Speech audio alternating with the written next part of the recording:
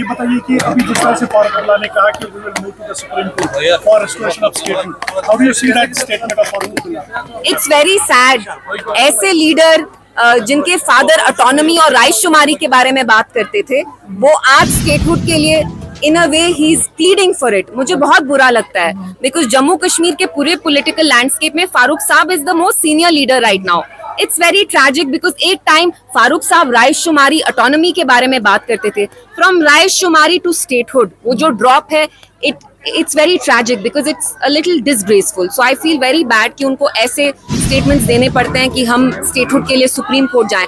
अगर आपको supreme court के पास जाना है तो स्पेशल स्टेटस के लिए जाइए, 370 के लिए जाइए। एनसी स्टेटहुड अपने पावर्स इंक्रीज करने के लिए मांगती है, लोगों के लिए नहीं मांग रही है। तो वन लास्ट क्वेश्चन, जो अभी नेशनल कॉन्फ्रेंस के इंटीरियर में अभी कुछ चल रहा है, उसमें हम कह सकते हैं कि तानाबाजी हो रही है, तो उसमें आपको लगता है कि कश्मीर मोर हार? देखिए, उनका इंटरनल पॉलिटिक्स क्या है। लोगों ने इसलिए एनसी को वोट नहीं डाला कि आप 8 महीने बाद बहाने दे कि हमारी पार्टी में कुछ इंटरनल पॉलिटिक्स चल रहा है। That's their business. आपने लोगों को जो वादे किए थे वो आप उस पर डिलीवर करिए। It is not our concern कि आपकी इंटरनल क्या बिकरिंग चल रही है, क्या पॉलिटिक्स चल रहा है। आपने जो वादे किए थे वो आप उन्हें पूरा करिए। That's all.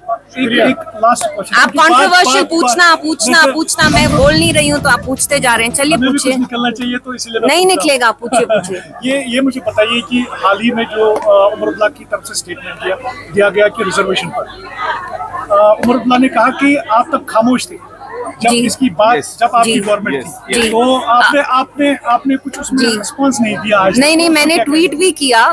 उमर साहब should refresh his memory a little. He should know आप सारे कंट्रोवर्शियल पूछे, लेकिन मैं फंसने नहीं वाली हूँ तो मैं इसका भी जवाब दे।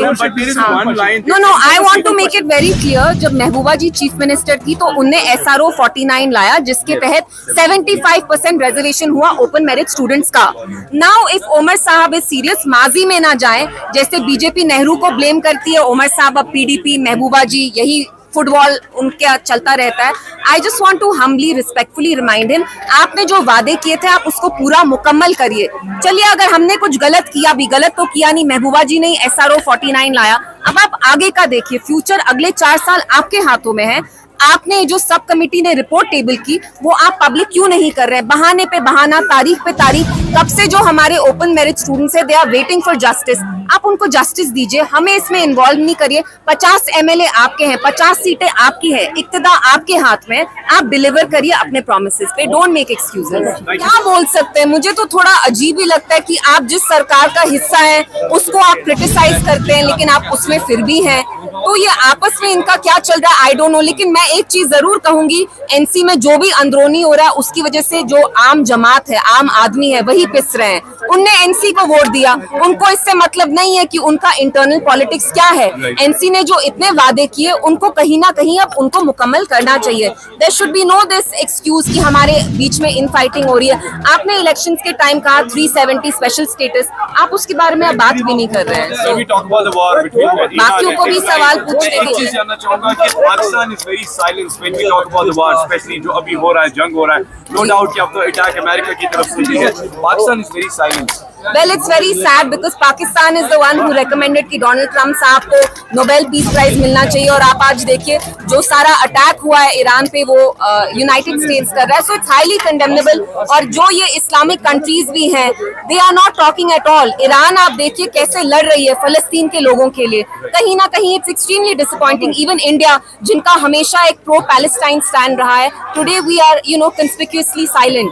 We are maintaining a criminal silence. Mehbooba Mufti की तरफ से ट्वीट किया गया, उसमें पाकिस्तान को ही उन्होंने सलाम किया है नोबेल पीस प्राइज पर, जो उन्होंने खाली रिकमेंड किया था। उस पर क्या कहेंगे आप? देखिए, उनके ट्वीट का सवाल आप उनसे ही पूछिए। वो तो उनने बहुत क्लियरली उसमें लिखा है वो क्या बोल रही हैं, तो ये सवाल आप उनसे करेंगे तो बेहतर रहेगा। मैं नहीं कहूंगा कि आप रिलेशन है, तो इसलिए मैं पूछ रहा हूं। तो this is her tweet and of course we agree with whatever she is written.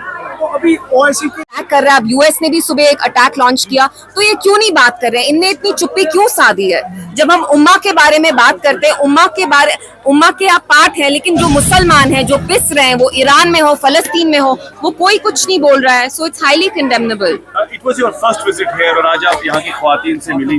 When we talk about the other side of story, जो नेशनल कॉन्फ्रेंस पिछले 8 महीने से सरकार में है, you believe that it's all hammered like chaos and confusion, no development all around? आप मुझे बताइए कहाँ है विकास? छोटी छोटी चीजों के बारे में ही बात करें, 12 gas cylinder, 200 unit electricity, 1 lakh नौकरियां, रैशनलाइजेशन ऑफ रिजर्वेशन। उनने किस पॉलिसी पे एक्ट किया? जब उनको ट्रांसफर्स करने होते हैं तब उनके पास पावर होता है, जब उनको पेटी पॉलिटिक्स करनी होती है तब उनके पास पावर होता है, लेकिन असली मुद्दों पे वो कुछ नहीं करना चाहते। सो इट्स हाईली अनफॉर्चुनेट। लोगों ने एनसी को इतनी बड़ी अक्सरियत से यहाँ लाया। What are they doing with that mandate? It's a brutal murder of that mandate. What sort of expectations you have from next election जिससे आप अभी बात कर रही थी? I hope कि women reservation के बाद जो हमारी यहाँ औरतें, whether वो हो कि नहीं हो, I want women to participate. As a woman, I feel bad जब मैं देखती हूँ majority जो यहाँ politics है, वो आदमी ही यहाँ सियासत चलाते हैं. It's very important to involve women at every level.